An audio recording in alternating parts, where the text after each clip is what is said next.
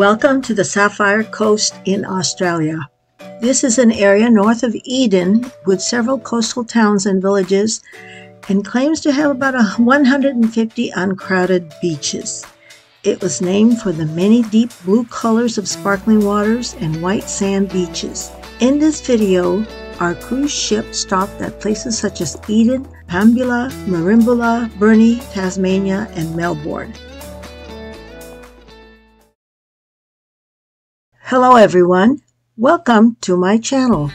If you are thinking about exploring a part of Australia, look at this video. This might help you decide where to explore in this big country continent. Our next stop is the town of Eden.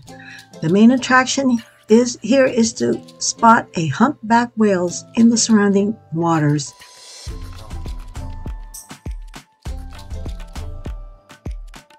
It is a quiet harbor here. Driving into town, you will see this famous Eden Killer Whale Museum, which has the skeleton of the orca named Old Tom. The story is that Old Tom was believed to be the leader of a pod of orcas, which helped the whalers by herding other baleen whales into the bay. There seems to be a bond between the whalers and this orca. He lived from 1860 to 1930.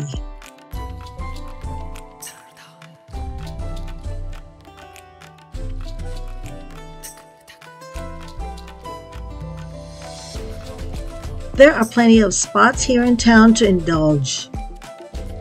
It is a quaint little town. It's a neat place to explore and hear the stories of the people.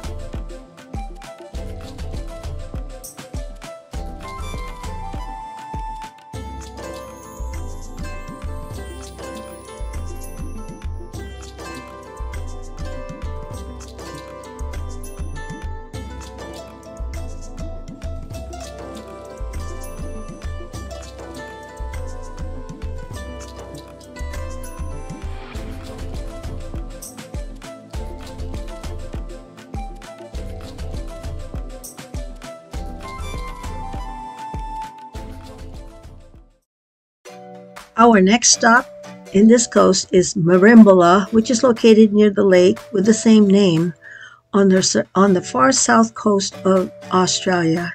It has 4,915 in population. This town produces Sydney rock oysters, which are known for their delicate, creamy, and slightly sweet flavor and is highly sought after by the oyster connoisseurs. This is where they harvest the oysters. People come here to surf, swim, and fish.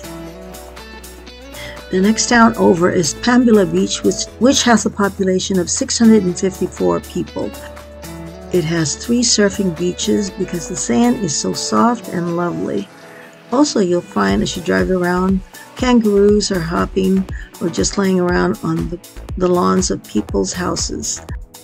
Like Merimbula, Pambula is also part of the Australia's Oyster Coast and produces premium oysters. You'll find several oyster tours.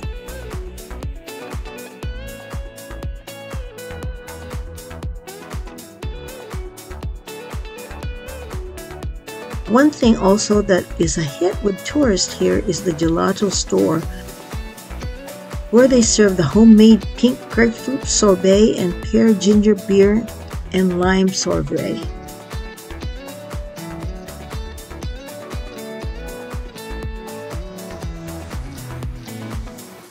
Burnie is a port city in Tasmania, Australia, and it is the largest general cargo port. Because of this, tourists are not allowed to be in the port. They provide shuttles to take us to the main part of town. We were dropped off at the local flea market and greeted by the ambassador. You are given a walking map of the town and you go about exploring the town. This is a community artisan. It has a long history of making things such as single malt whiskey, European clothing, ceramics, and many others.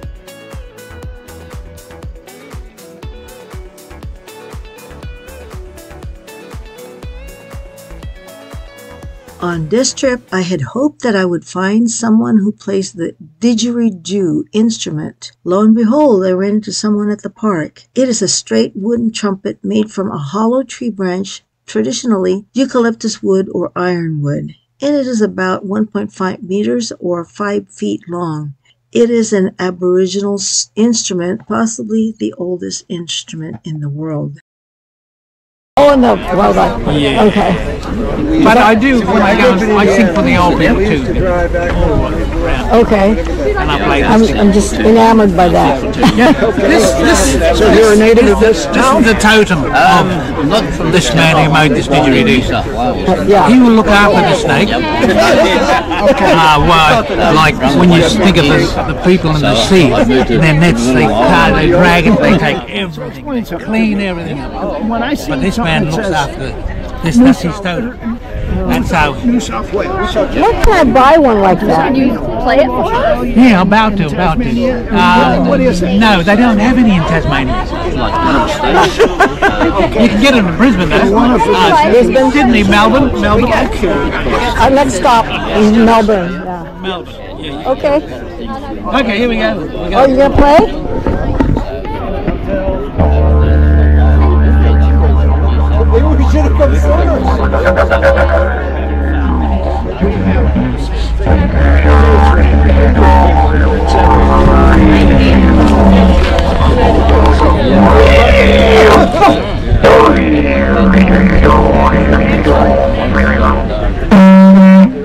Whoa, great.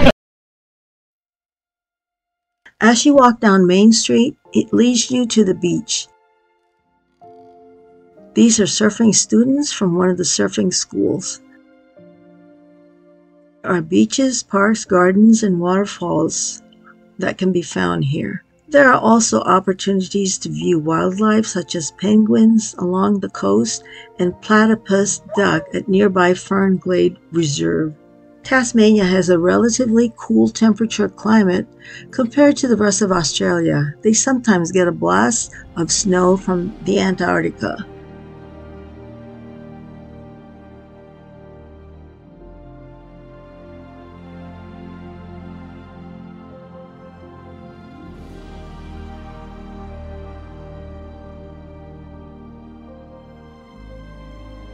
They also have a long boardwalk with restaurants along the way.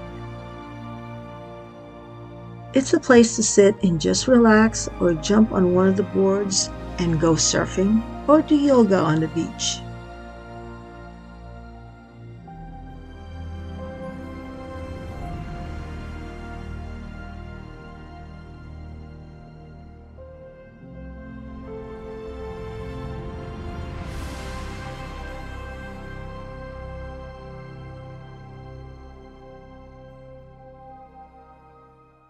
Melbourne is one of those cities that keeps me in awe.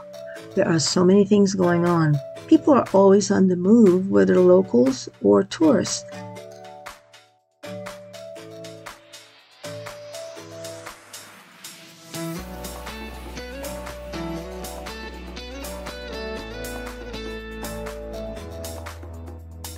These are rail buses coming and going to pick up a whole new group of people.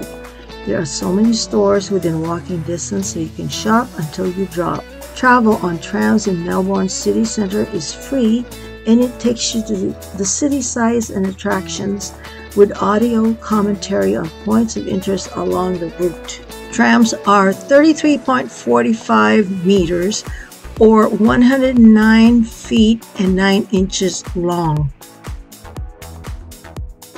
Apart from being crowned as the world's most livable city for 7 years in a row, is Australia's cultural melting pot.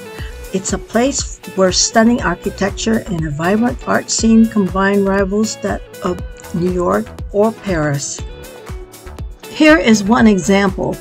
Built in 1869, the Royal Arcade is the oldest covered shopping precinct and the longest standing arcade in the country.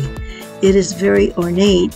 It is listed as a heritage arcade with many popular boutiques, cafes, and specialty stores.